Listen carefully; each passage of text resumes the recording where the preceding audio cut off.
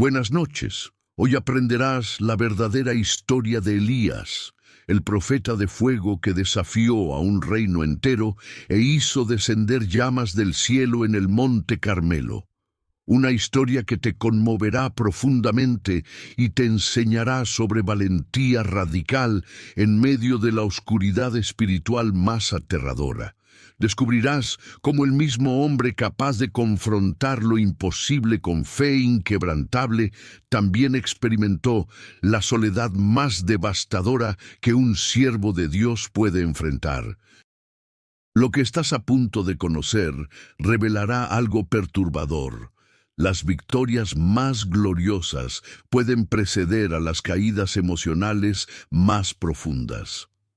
En los días más oscuros de la historia de Israel, cuando la maldad había alcanzado niveles indescriptibles, el reino entero se había sumergido en una idolatría tan profunda que parecía irreversible. El rey Acab, débil y manipulable, había tomado la peor decisión de su vida: casarse con Jezabel, una princesa fenicia cuyo corazón estaba lleno de crueldad extrema y devoción fanática a Baal, el dios falso de las tormentas. Esta mujer inició una campaña de exterminio sistemático contra los profetas de Jehová, asesinándolos brutalmente uno por uno. El pueblo de Israel, aterrorizado, comenzó a inclinarse ante los altares de Baal, abandonando al Dios de sus padres. Las familias que antes adoraban a Jehová ahora levantaban sus manos a ídolos mudos, mientras el humo de sacrificios abominables ascendía desde los lugares altos. La apostasía era total, la oscuridad parecía absoluta y el silencio de Dios resultaba abrumador. En medio de esta noche espiritual, cuando parecía que la luz se había extinguido para siempre, apareció un hombre, Elías el Tisbita, de los habitantes de Galaad. No provenía de una familia sacerdotal reconocida, no tenía credenciales religiosas impresionantes, no portaba vestiduras ceremoniales elaboradas. Era un hombre del desierto, de apariencia rústica, vestido con piel de camello y un cinturón de cuero, con el cabello largo y despeinado por el viento. Pero en su interior ardía algo que Jezabel y sus profetas de Baal jamás habían conocido: el fuego de Jehová.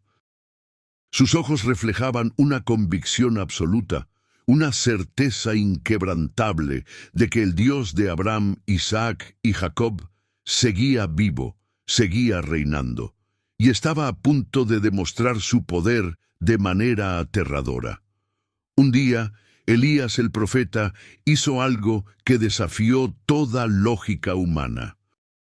Entró directamente al palacio real, caminó con autoridad divina hasta la presencia del rey Acab, y sin temor alguno pronunció palabras que cambiarían el destino de la nación. «Vive Jehová, Dios de Israel, en cuya presencia estoy, que no habrá lluvia ni rocío en estos años, sino por mi palabra». Imagina el impacto de esta declaración. Elías estaba decretando una sequía total sobre Israel, desafiando directamente a Baal, el supuesto dios de la lluvia y la fertilidad. Era una confrontación frontal, una declaración de guerra espiritual contra el sistema religioso entero que Jezabel había establecido. Los profetas de Baal predicaban que su Dios controlaba las tormentas, que traía la lluvia y la prosperidad. Ahora, un solo profeta del Dios verdadero declaraba que los cielos se cerrarían, que la tierra se secaría, que el poder de Baal sería expuesto como la mentira que siempre fue. Pero lo que vino después de este decreto audaz reveló algo sorprendente sobre cómo Dios obra.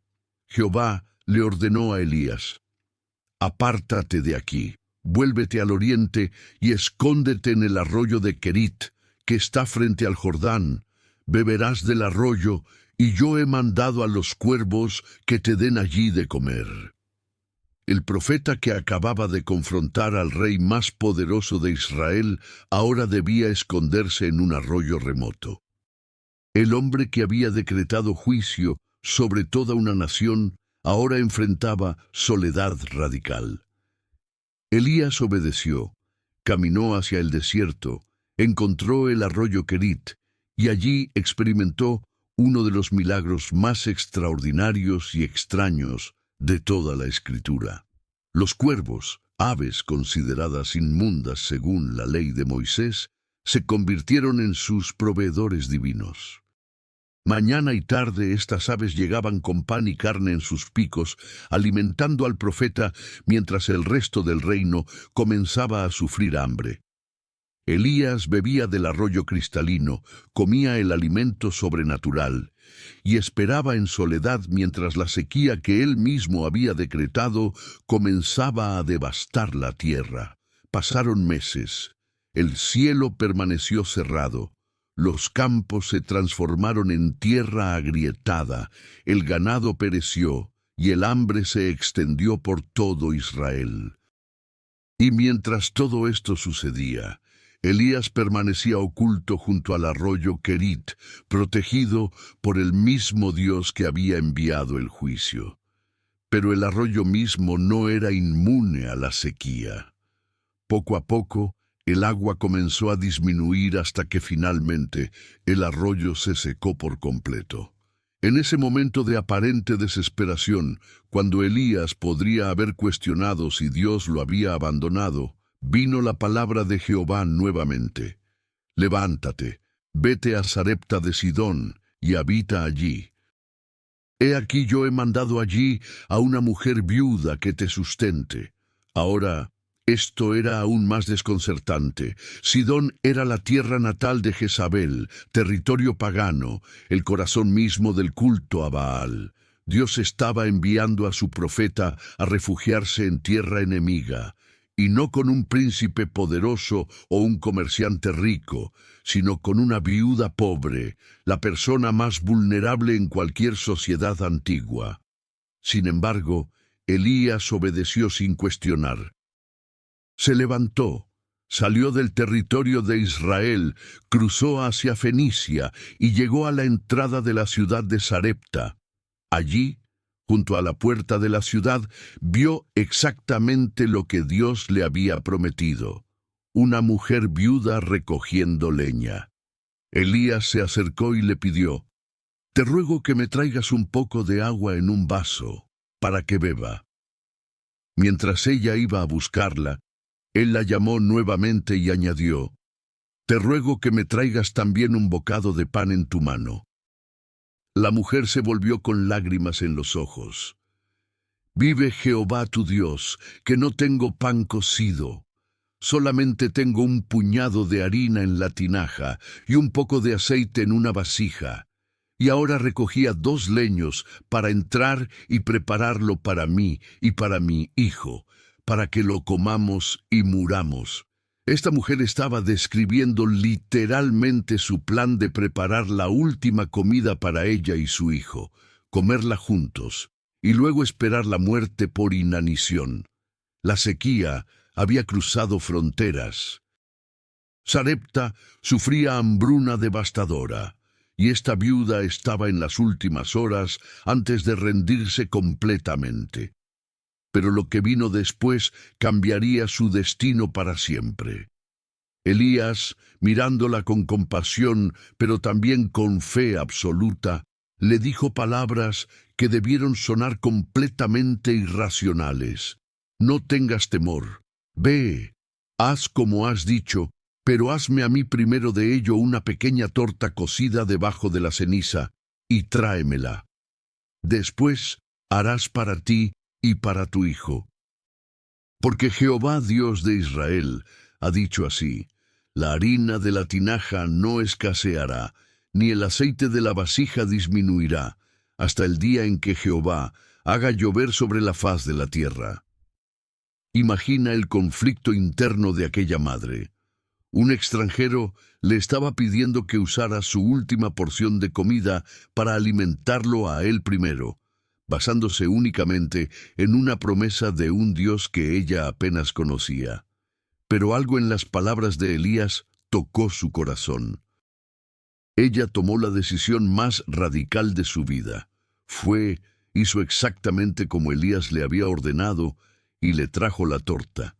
Y entonces comenzó el milagro.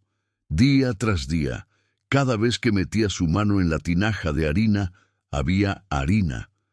Cada vez que inclinaba la vasija de aceite, fluía aceite. La provisión nunca se agotaba. Comieron ella, él y su hijo durante todo el tiempo que duró la sequía. El Dios de Elías estaba proveyendo sobrenaturalmente en tierra de Baal, demostrando que su poder trascendía fronteras y nacionalidades. Elías habitó en la casa de aquella viuda y los días transcurrieron en relativa paz. Pero la historia estaba lejos de terminar. Después de estas cosas, aconteció que cayó enfermo el hijo de la mujer, la dueña de la casa, y su enfermedad fue tan grave que no quedó aliento en él. El niño murió. La mujer que había experimentado provisión milagrosa diaria, ahora sostenía en sus brazos el cuerpo sin vida de su único hijo. Su dolor se transformó en furia y confrontó a Elías. ¿Qué tengo yo contigo, varón de Dios? ¿Has venido a mí para traer a memoria mis iniquidades y para hacer morir a mi hijo? Elías, con el corazón partido, le dijo: «Dame acá a tu hijo». Tomó al niño muerto de su regazo, lo llevó al aposento donde él dormía, lo puso sobre su cama y clamó a Jehová con desesperación: «Jehová, Dios mío, aún a la viuda en cuya casa estoy hospedado has afligido, haciéndole morir su hijo». Luego se tendió 3 veces sobre el niño, clamando cada vez: «Jehová, Dios mío, te ruego que hagas volver el alma de este niño a él». Jehová escuchó la voz de Elías. El alma del niño volvió a él y revivió.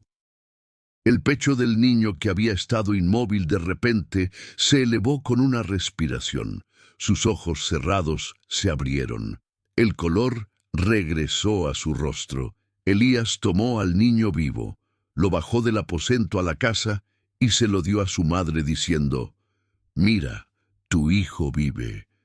La mujer, con lágrimas incontenibles, abrazó a su hijo resucitado y declaró con convicción absoluta: «Ahora conozco que tú eres varón de Dios y que la palabra de Jehová es verdad en tu boca». Pero mientras Elías experimentaba estos milagros en Sarepta, en Israel, la situación se había vuelto desesperada. La sequía continuaba sin misericordia. 3 años completos sin lluvia ni rocío. El reino se moría de sed y hambre. El rey Acab, furioso y desesperado, buscaba a Elías por todas partes, culpándolo por la calamidad. Sin embargo, el momento de la confrontación final se acercaba. Dios estaba preparando el escenario para la demostración de poder más espectacular en la historia del profeta de fuego. Lo que estaba por suceder en el Monte Carmelo sacudiría los cimientos espirituales de Israel y revelaría quién era el Dios verdadero de manera tan dramática que nadie podría negarlo jamás. Después de 3 años de sequía devastadora, la palabra de Jehová vino a Elías: «Ve, muéstrate a Acab, y yo haré llover sobre la faz de la tierra». El profeta salió de Sarepta y comenzó su regreso a Israel. Mientras tanto, el hambre en Samaria había alcanzado niveles catastróficos. Acab llamó a Abdías, su mayordomo, quien secretamente había escondido a 100 profetas de Jehová en cuevas durante la persecución de Jezabel. Acab le ordenó: «Ve por el país a todas las fuentes de aguas y a todos los arroyos, a ver si acaso hallaremos hierba con que conservemos la vida a los caballos y a las mulas, para que no nos quedemos sin bestias». La desesperación del rey era evidente. Estaba más preocupado por sus animales que por su pueblo. Mientras Abdías recorría el territorio buscando agua, se encontró cara a cara con Elías. Se postró sobre su rostro y preguntó con asombro: ¿No eres tú mi señor Elías? Cuando el profeta confirmó su identidad, Abdías se llenó de terror. Sabía que Acab había buscado a Elías obsesivamente durante 3 años, enviando emisarios a todas las naciones vecinas, exigiendo juramentos de que no lo habían visto. Ahora Elías le pedía que fuera a decirle al rey: «Aquí está Elías». Abdías protestó con angustia: «¿En qué he pecado para que entregues a tu siervo en mano de Acab para que me mate?» Temía que el espíritu de Jehová arrebatara a Elías a otro lugar después de que él diera el mensaje, y entonces Acab, enfurecido por el engaño, lo ejecutaría. Pero Elías juró solemnemente: «Vive Jehová de los ejércitos, en cuya presencia estoy, que hoy me mostraré a él». Cuando Acab finalmente vio a Elías, su primera reacción fue acusatoria y llena de resentimiento. «¿Eres tú el que turbas a Israel?». La respuesta del profeta fue devastadora en su claridad: «Yo no he turbado a Israel, sino tú y la casa de tu padre, dejando los mandamientos de Jehová y siguiendo a los Baales». Elías no mostró sumisión ni diplomacia. Confrontó al rey directamente, colocando la responsabilidad de la calamidad nacional exactamente donde pertenecía: en la apostasía del liderazgo. Luego pronunció una orden que sonaba increíblemente audaz, viniendo de un fugitivo hacia un rey: «Envía ahora y congrégame a todo Israel en el monte Carmelo, y los 450 profetas de Baal, y los 400 profetas de Asera, que comen de la mesa de Jezabel». Acab, sorprendentemente, obedeció. Convocó a todo Israel y reunió a los profetas en el monte Carmelo, una montaña majestuosa que se elevaba sobre el mar Mediterráneo. Allí, ante miles de israelitas reunidos, Elías se enfrentó solo contra 850 profetas paganos respaldados por el poder político de Jezabel. La imagen era impactante: un solo hombre vestido con pieles contra un ejército de sacerdotes elaboradamente ataviados. Elías se acercó a todo el pueblo y les hizo una pregunta que cortó hasta el alma de la nación: «¿Hasta cuándo claudicaréis vosotros entre dos pensamientos? Si Jehová es Dios, seguidle, y si Baal, id en pos de él». El pueblo no respondió palabra. El silencio era ensordecedor, revelando la confusión espiritual absoluta en la que habían caído. Entonces Elías propuso la prueba que definiría todo: «Dénsenos, pues, 2 bueyes, y escojan ellos uno, y córtenlo en pedazos, y pónganlo sobre leña, pero no pongan fuego debajo. Y yo prepararé el otro buey, y lo pondré sobre leña, y ningún fuego pondré debajo. Invocad luego vosotros el nombre de vuestros dioses, y yo invocaré el nombre de Jehová, y el Dios que respondiere por medio de fuego, ese sea Dios». Todo el pueblo respondió con aprobación: «Bien dicho». Era una propuesta perfectamente diseñada. Baal supuestamente controlaba los rayos y el fuego del cielo. Si era real, esta era su oportunidad de demostrarlo de manera innegable. Los profetas de Baal prepararon su buey primero. Lo pusieron sobre el altar y desde la mañana hasta el mediodía clamaron: «Baal, respóndenos». Saltaban alrededor del altar que habían hecho, con movimientos frenéticos y gritos cada vez más desesperados. Pero no hubo voz, ni quien respondiese, ni quien prestase atención. El cielo permaneció silencioso. Sus rituales elaborados, sus danzas extáticas, sus cánticos repetitivos, no produjeron absolutamente nada. Cuando llegó el mediodía, Elías comenzó a burlarse de ellos con sarcasmo mordaz. «Gritad en alta voz, porque Dios es.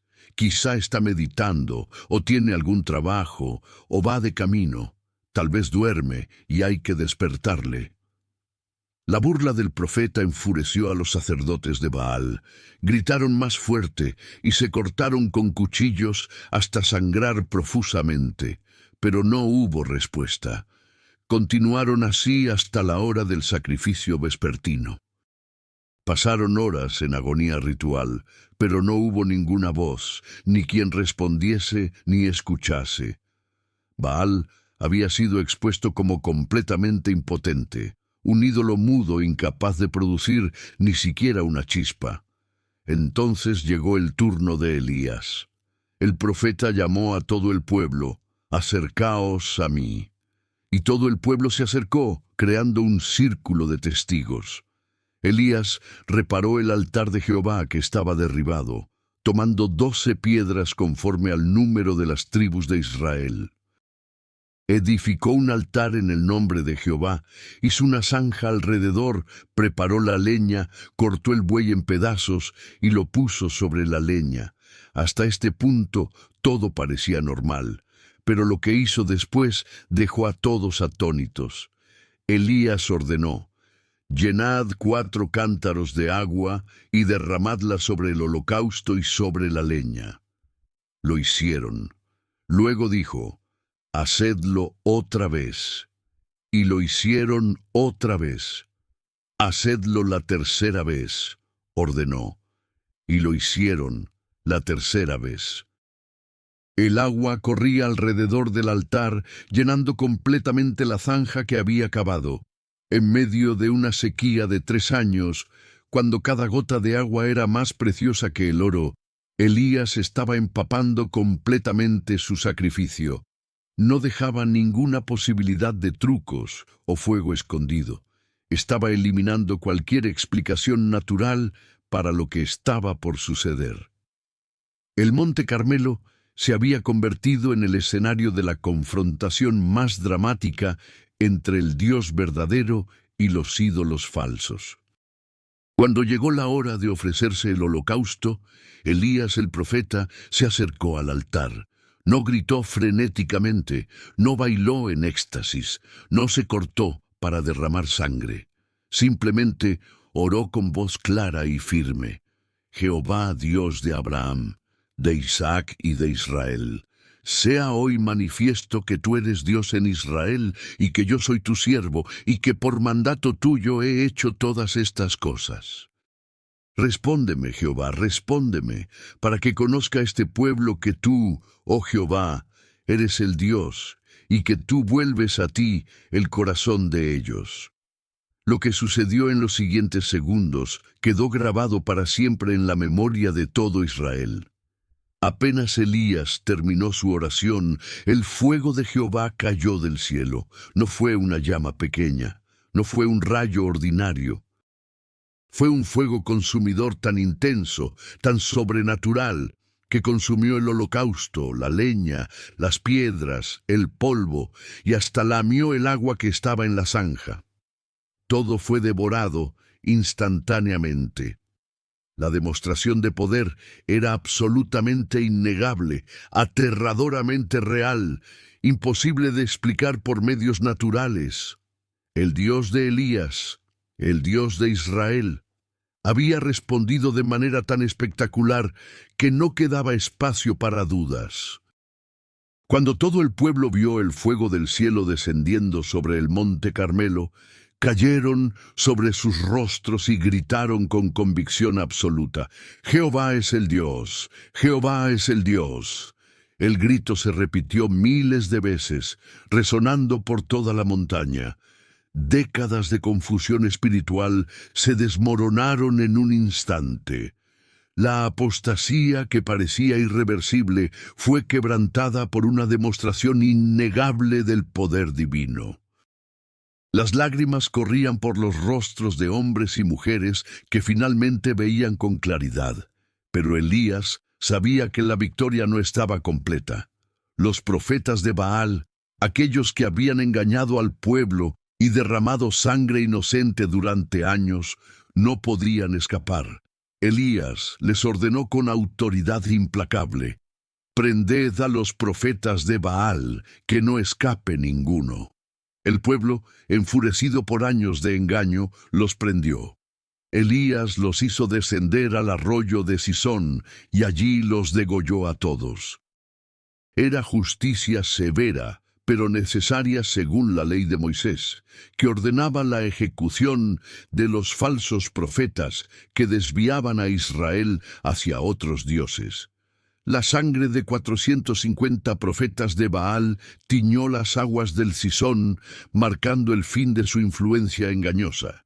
Si esta historia te está impactando profundamente, suscríbete ahora para descubrir más relatos bíblicos que transforman vidas y fortalecen la fe.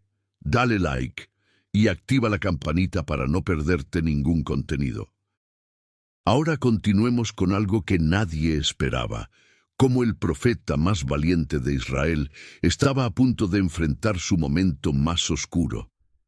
Después de la victoria gloriosa en el monte Carmelo, Elías subió a la cumbre del Carmelo, se inclinó hasta el suelo y puso su rostro entre las rodillas en oración intensa. Le dijo a su criado: «Sube ahora y mira hacia el mar».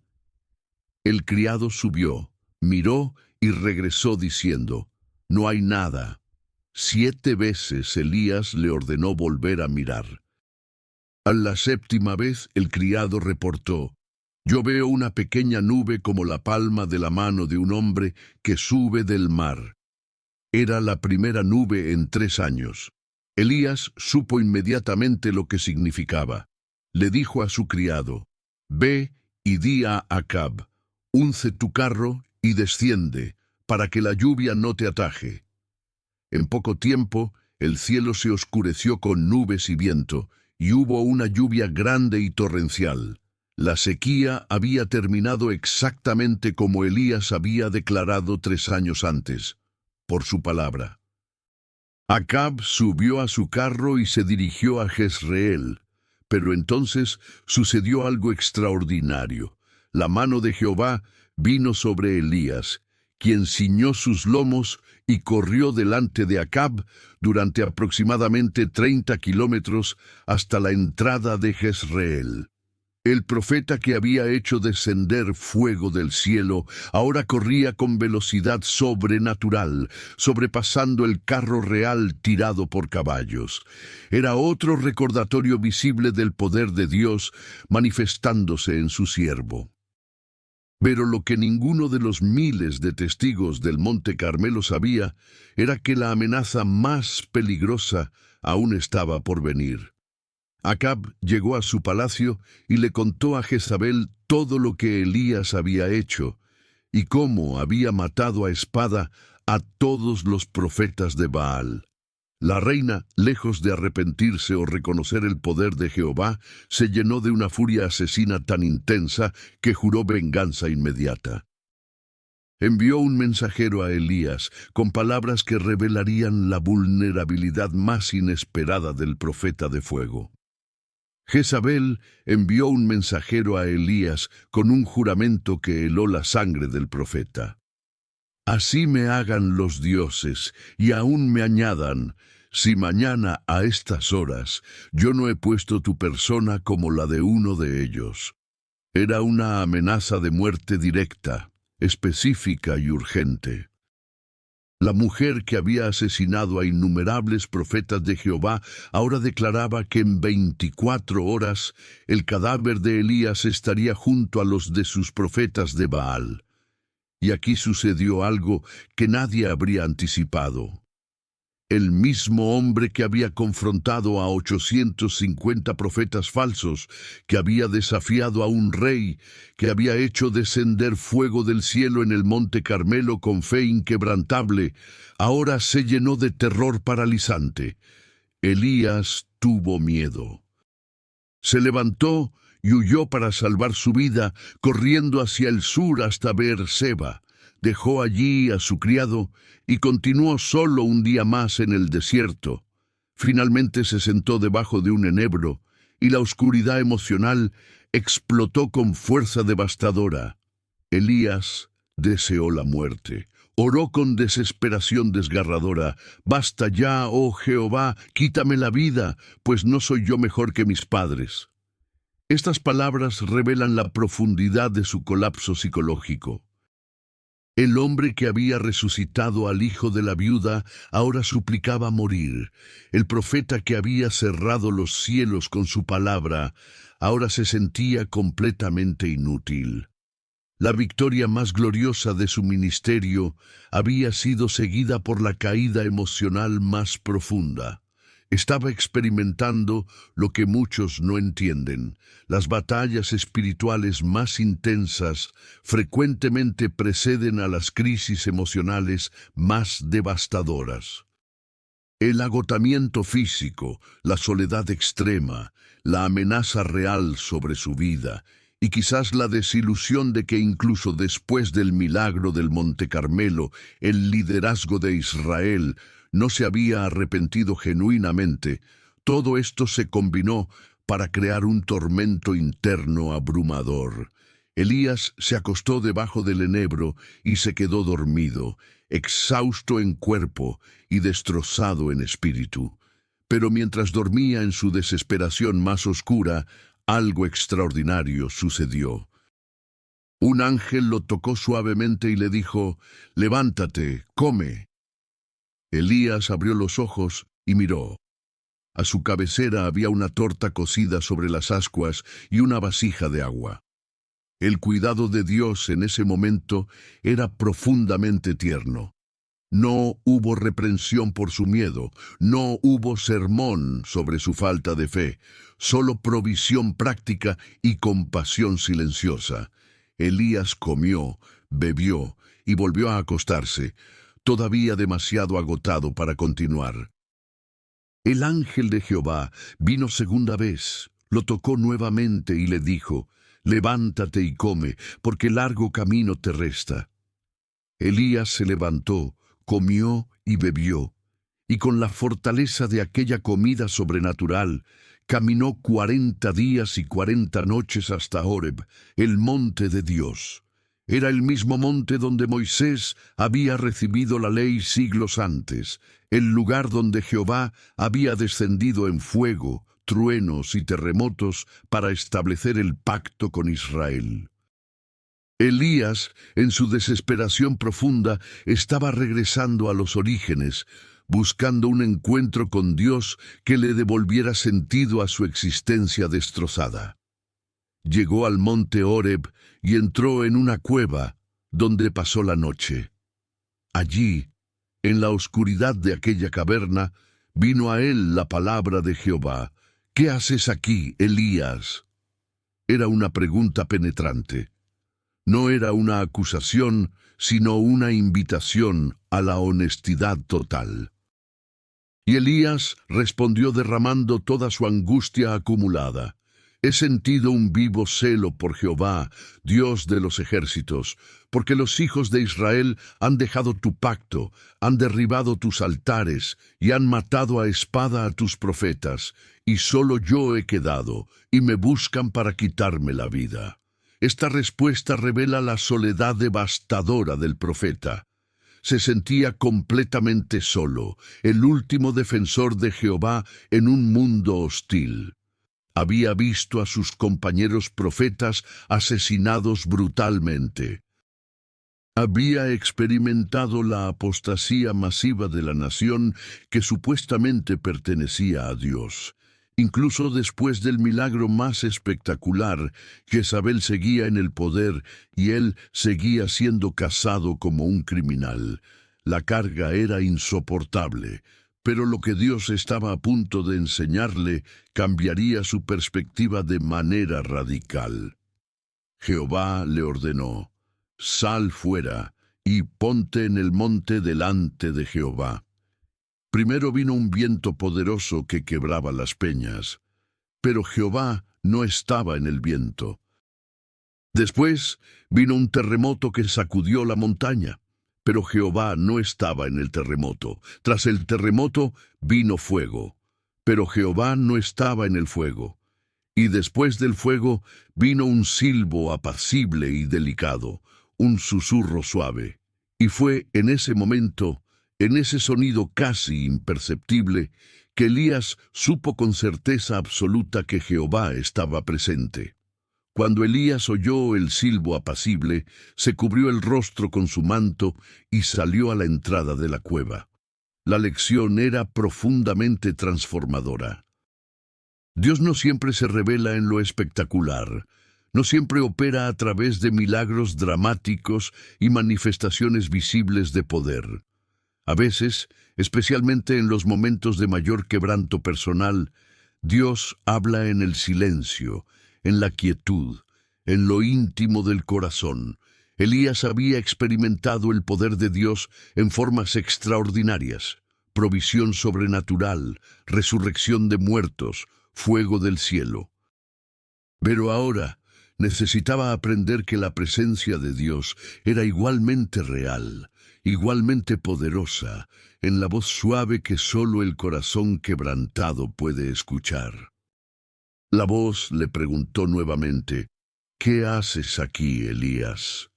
Y el profeta repitió su queja con la misma intensidad: «He sentido un vivo celo por Jehová, Dios de los ejércitos, porque los hijos de Israel han dejado tu pacto, han derribado tus altares y han matado a espada a tus profetas. Y solo yo he quedado, y me buscan para quitarme la vida». Seguía atrapado en su percepción de soledad absoluta, pero Dios estaba a punto de corregir esa perspectiva distorsionada. Jehová le dio instrucciones específicas: «Ve, vuélvete por tu camino, por el desierto de Damasco, y llegarás y ungirás a Hazael por rey de Siria. A Jehú, hijo de Nimsi, ungirás por rey sobre Israel, y a Eliseo, hijo de Safat, de Abel Meola, ungirás para que sea profeta en tu lugar». Dios estaba reorganizando el panorama político y espiritual. Levantaría reyes que ejecutarían juicios sobre la casa de Acab. Pero más importante aún, Elías no estaba solo en su ministerio. Tendría un sucesor, alguien que continuaría la obra profética después de él. Y entonces vino la revelación que destrozó completamente la percepción de Elías. «Y yo haré que queden en Israel 7,000, cuyas rodillas no se doblaron ante Baal y cuyas bocas no lo besaron». 7,000 personas fieles que Elías desconocía completamente. El profeta, que se creía el único defensor de Jehová, descubrió que Dios tenía miles de siervos ocultos, hombres y mujeres que en silencio, sin reconocimiento público, sin milagros espectaculares, habían mantenido su fidelidad a pesar de la persecución de Jezabel. La soledad que Elías sentía era real emocionalmente, pero falsa en la realidad. Nunca había estado solo. Dios siempre preserva un remanente fiel. Elías partió de allí fortalecido, no tanto por manifestaciones de poder, sino por un encuentro íntimo con Dios y una perspectiva corregida de la realidad. Encontró a Eliseo, hijo de Safat, arando con 12 yuntas de bueyes, y él araba con la última. Elías pasó junto a él y echó sobre él su manto profético. Este acto simbólico comunicaba la transferencia del llamado y la unción. Eliseo inmediatamente entendió el significado. Dejó los bueyes, corrió tras Elías y le dijo: «Te ruego que me dejes besar a mi padre y a mi madre, y luego te seguiré». Elías respondió: «Ve, vuelve, ¿qué te he hecho yo?». No era un rechazo, sino una invitación a contar el costo y tomar la decisión libremente. Eliseo volvió, tomó un par de bueyes y los mató. Coció la carne con el arado de madera como combustible, la dio al pueblo para que comieran, luego se levantó y siguió a Elías para servirle. Fue una decisión radical de renuncia total. Destruyó sus herramientas de trabajo, sacrificó su medio de sustento, se despidió de su vida anterior de manera irreversible. Ahora el profeta de fuego tenía un discípulo, un compañero, evidencia visible de que su ministerio continuaría más allá de él. Pero la historia de Elías aún no había terminado. Los años siguientes verían más manifestaciones del poder de Dios a través de su siervo. Cuando el rey Ocosías, hijo de Acab, cayó enfermo y envió mensajeros a consultar a Baal-Zebub, dios de Ecrón, sobre si sanaría, Elías interceptó a los mensajeros con palabras de juicio. No hay Dios en Israel que vais a consultar a Baal-Zebub, dios de Ecrón. El profeta declaró que Ocosías no descendería de su lecho, sino que ciertamente moriría. Cuando el rey enfurecido envió un capitán con 50 soldados para arrestar a Elías, el profeta respondió: «Si yo soy varón de Dios, descienda fuego del cielo y consúmate con tus 50». Y descendió fuego que consumió al capitán y a sus hombres. Lo mismo sucedió con un segundo capitán y sus 50 soldados. Sin embargo, algo estaba por suceder que marcaría el final más extraordinario que ningún profeta jamás había experimentado. El tercer capitán que Ocosías envió para arrestar a Elías actuó con sabiduría nacida del terror. Había visto lo que sucedió a sus predecesores. Subió al monte, pero en lugar de ordenar con arrogancia, se arrodilló delante del profeta y le rogó con humildad desesperada: «Varón de Dios, te ruego que sea de valor delante de tus ojos mi vida y la vida de estos tus 50 siervos». He aquí el fuego consumió a los 2 primeros capitanes de 50 con sus 50. Sea ahora mi vida de valor delante de tus ojos. Este reconocimiento del poder de Dios movió el corazón de Elías. El ángel de Jehová le dijo: «Desciende con él, no tengas miedo de él». Y Elías descendió con él ante el rey. Frente al lecho de muerte de Ocosías, Elías pronunció el juicio final sin vacilación. «Así ha dicho Jehová: por cuanto enviaste mensajeros a consultar a Baal-Zebub, dios de Ecrón, no hay Dios en Israel para consultar en su palabra. No descenderás del lecho en que estás, sino que ciertamente morirás». Y murió conforme a la palabra de Jehová que había hablado Elías. El profeta de fuego había demostrado una vez más que las palabras que salían de su boca llevaban el peso de la autoridad divina. Pero ahora se acercaba el momento más extraordinario de toda su vida profética, cuando Jehová decidió llevar a Elías al cielo en un torbellino. El profeta y Eliseo salieron de Gilgal. Elías le dijo a Eliseo: «Quédate ahora aquí, porque Jehová me ha enviado a Betel». Pero Eliseo, con lealtad inquebrantable, respondió: «Vive Jehová, y vive tu alma, que no te dejaré». En Betel, los hijos de los profetas confirmaron a Eliseo: «¿Sabes que Jehová te quitará hoy a tu maestro de sobre ti?». Eliseo, con el corazón partido pero la voz firme, respondió: «Sí, yo lo sé, callad». Elías intentó dejarlo en Jericó, pero Eliseo se negó nuevamente. La misma escena se repitió hasta que finalmente llegaron juntos al Jordán, seguidos a distancia por 50 profetas. Cuando llegaron al río Jordán, Elías tomó su manto, lo dobló y golpeó las aguas. El río se dividió a uno y otro lado, y los dos pasaron en seco. Era un eco del milagro que Josué había experimentado siglos antes, una señal de que el mismo Dios que había abierto el Mar Rojo y el Jordán seguía obrando a través de su profeta. Una vez que cruzaron, Elías se volvió hacia Eliseo y le hizo una pregunta que reveló su corazón generoso, incluso en su momento final. Pide lo que quieras que haga por ti, antes que yo sea quitado de ti. Eliseo no pidió riquezas, ni fama, ni poder político. Su petición reveló la profundidad de su hambre espiritual. Te ruego que una doble porción de tu espíritu sea sobre mí. No estaba pidiendo ser 2 veces más poderoso que Elías, sino la porción del primogénito según la ley hebrea, el derecho del heredero principal.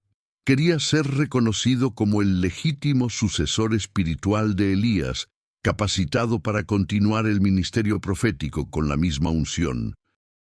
Elías respondió con honestidad: cosa difícil has pedido.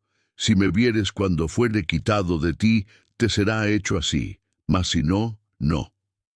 La condición no era arbitraria. Ver el arrebatamiento requeriría que los ojos espirituales de Eliseo estuvieran abiertos, evidencia de que Dios mismo le concedía la petición. Mientras caminaban hablando, sucedió algo que ningún ojo humano había presenciado antes ni volvería a presenciar. De repente apareció un carro de fuego con caballos de fuego que separó a los 2 profetas. Era una manifestación celestial de gloria indescriptible, llamas vivientes que ardían con pureza divina, no para destruir, sino para transportar. Y Elías subió al cielo en un torbellino. El profeta que había hecho descender fuego del cielo en el monte Carmelo, que había sido alimentado por cuervos junto al arroyo Querit, que había resucitado muertos, que había confrontado reyes con valentía absoluta, ahora era llevado a la presencia de Dios sin experimentar la muerte. Eliseo lo vio ascendiendo y gritó con voz desgarrada por la emoción: Padre mío, carro de Israel y su gente de a caballo. Era un reconocimiento de que Elías había sido la verdadera defensa de Israel, más valioso que todos los ejércitos y carros de guerra del reino. Mientras lo veía desaparecer, Eliseo tomó sus vestidos y los rompió en 2 partes, un gesto tradicional de duelo profundo. Aunque sabía que su maestro había recibido el honor más grande, la pérdida personal era devastadora. Cuando Elías desapareció completamente de la vista, el manto del profeta cayó desde el cielo. Eliseo lo recogió con manos temblorosas. Era más que una prenda de vestir, era el símbolo tangible de la unción profética, la autoridad divina transferida de maestro a discípulo. Eliseo regresó y se detuvo a la orilla del Jordán. Tomó el manto de Elías que se le había caído, golpeó las aguas y clamó: ¿Dónde está Jehová, el Dios de Elías? No era una pregunta de duda, sino de fe expectante. Cuando golpeó las aguas, se apartaron a uno y otro lado, y Eliseo pasó. El mismo poder que había operado a través de Elías ahora fluía a través de su sucesor.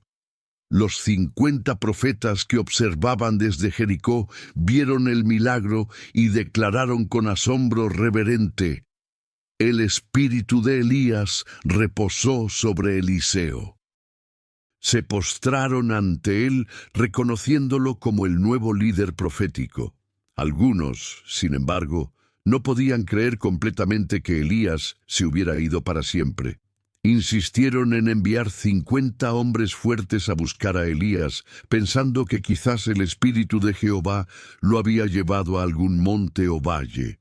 Buscaron durante 3 días sin encontrar nada. Elías había sido llevado definitivamente a la presencia de Dios, un honor compartido solamente con Enoc en toda la historia del Antiguo Testamento. El legado de Elías resonaría a través de los siglos. Cuando Jesús se transfiguró en el monte, aparecieron Moisés y Elías conversando con él. Cuando Juan el Bautista vino preparando el camino para el Mesías, muchos preguntaban si era Elías que había regresado. reconociendo que venía en su espíritu y poder. Esta historia verdadera nos enseña que la valentía radical nace de la intimidad con Dios, no de la fortaleza humana. Nos revela que incluso los guerreros espirituales más poderosos experimentan vulnerabilidad devastadora, y que Dios nos encuentra con ternura en nuestras crisis más oscuras. La vida de Elías nos recuerda que Dios habla tanto en el fuego espectacular como en el silbo apacible, que nunca estamos tan solos como creemos, y que Dios siempre levanta sucesores para continuar su obra. Gracias por dedicar tu tiempo a conocer esta historia poderosa de Elías, el profeta de fuego, que hizo descender llamas del cielo en el monte Carmelo y fue arrebatado a la presencia de Dios en un carro celestial.